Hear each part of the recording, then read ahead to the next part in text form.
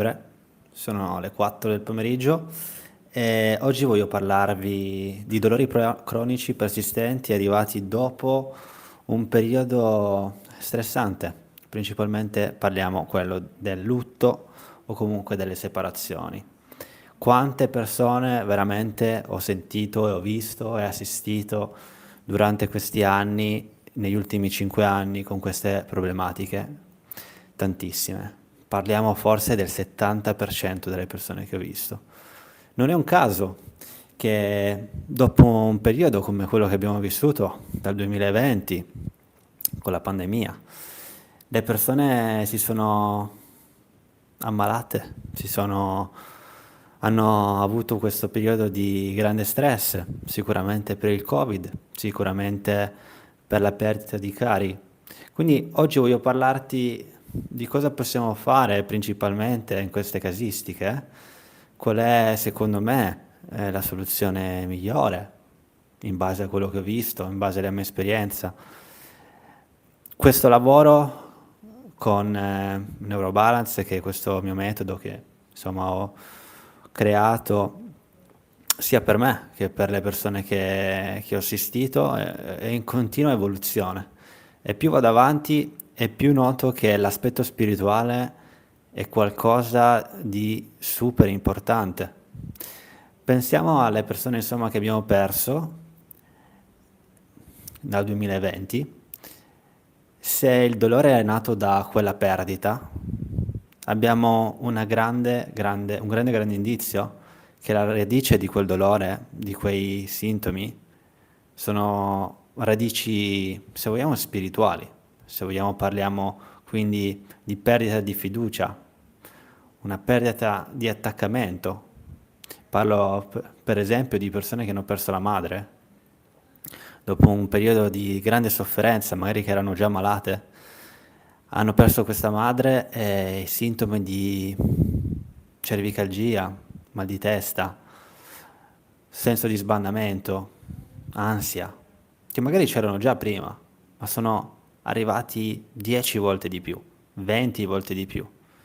E quindi la persona, tu in questo caso, hai cercato di trovare qualcosa che non andava nel corpo, facendo 100.000 visite, facendo routine sopra su routine mediche, però non hanno trovato nulla. Magari hai cercato di capire se era la tua sinusite che creava il tutto, o magari la pressione alta, magari qualcosa relativo alle tue orecchie.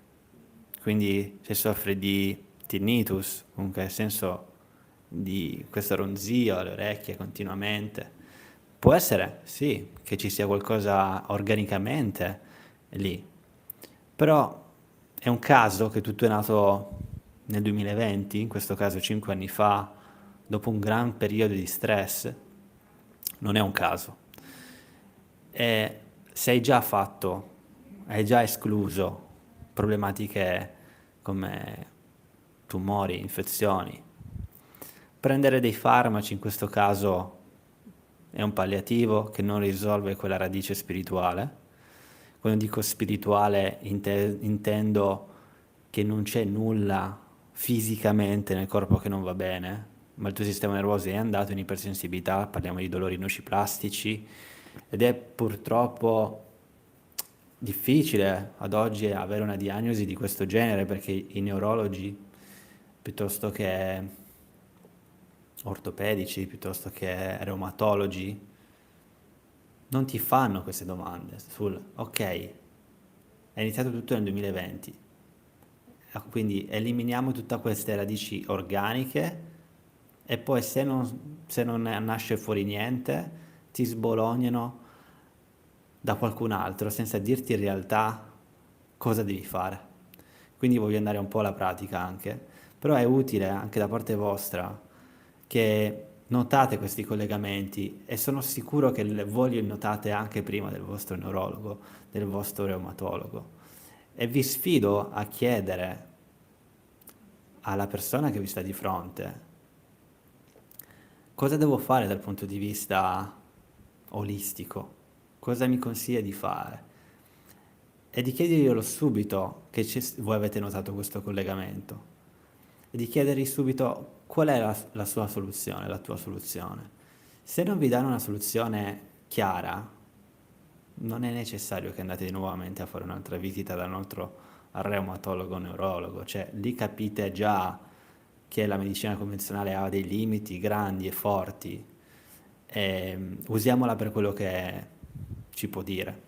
Una delle pratiche che potete fare in questi casi, quando sapete che la radice è spirituale, che comunque diciamo di sistema nervoso ipersensibile, è di lavorarci su senza necessariamente trovare quella soluzione che calma il sistema, ma più di esprimere qualcosa. Perché sono sicuro che avete somatizzato una marea di rabbia, una marea di paura, una marea di tristezza per la perdita che avete insomma subito. Potete fare tantissimo. Una delle pratiche è quella delle affermazioni, per esempio, con dei rituali al mattino. Nel mio sistema, nel mio neurobalance, nel mio metodo, aiuto la persona a trovare il suo rituale. Quindi uno dei miei rituali in questi casi di perdita potrebbe essere la mattina o la sera per esempio, prenderti un minuto, 2 minuti, accendere una candela e affidare le tue paure, le tue insicurezze a qualcosa di esterno, no? Che ti affidi a qualcosa di esterno che ti libera, insomma, da queste paure e insicurezze.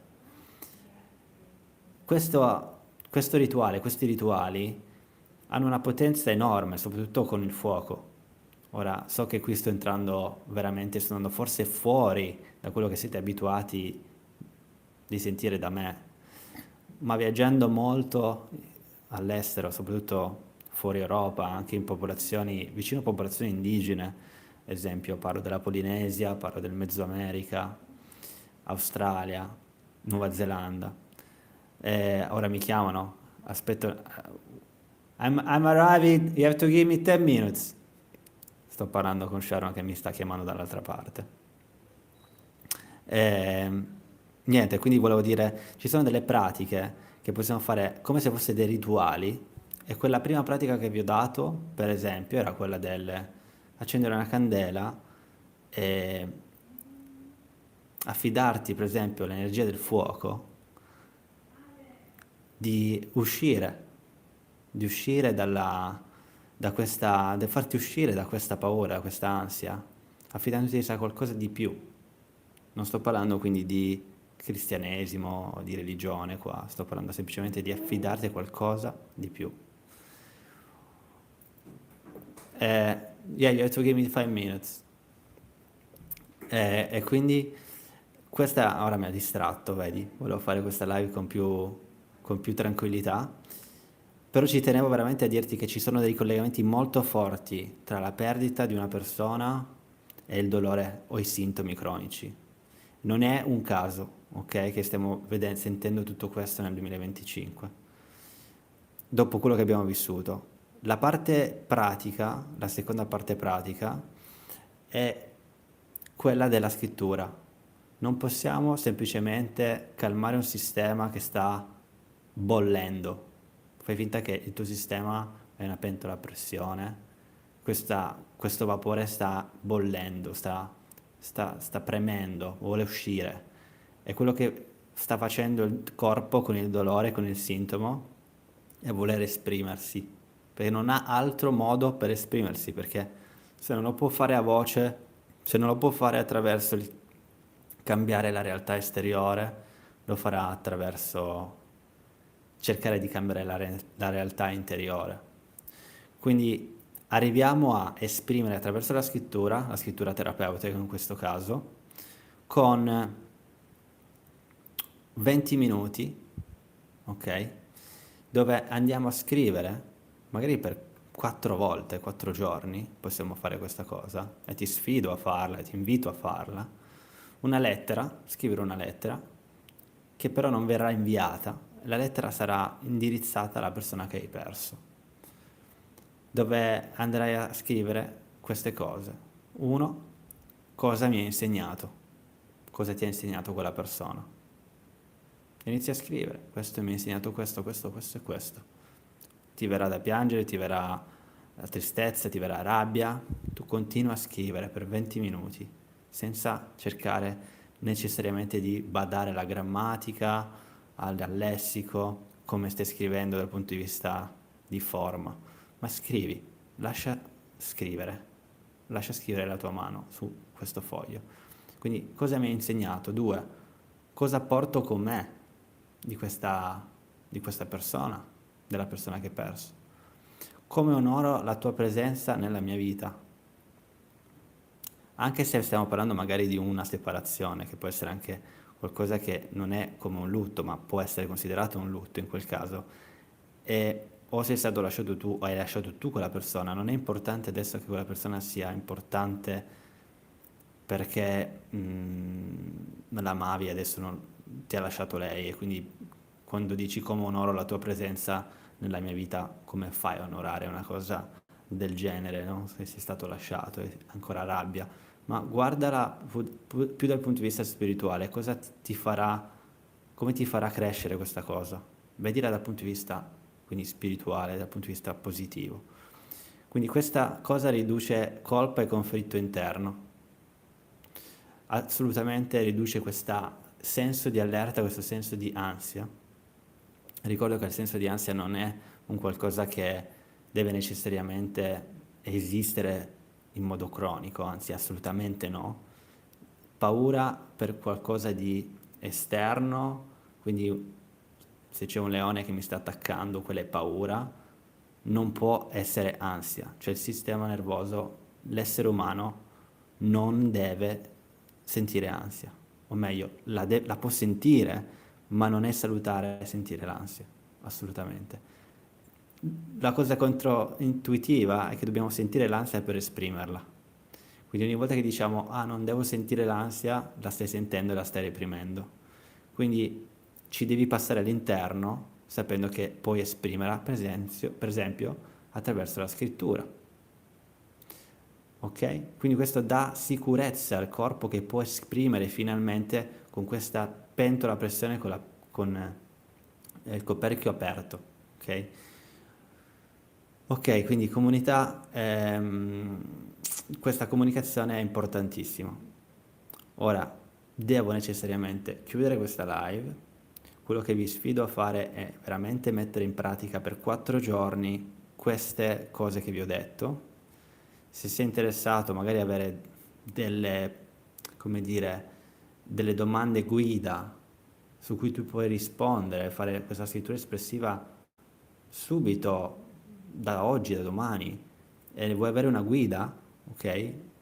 Posso darti queste domande. L'unica cosa che ti chiedo è di scrivere guida in commento a questo video e farò in modo di metterti un link, di risponderti con un link dove puoi scaricare queste domande e rispondere a queste domande come se fosse una scrittura espressiva.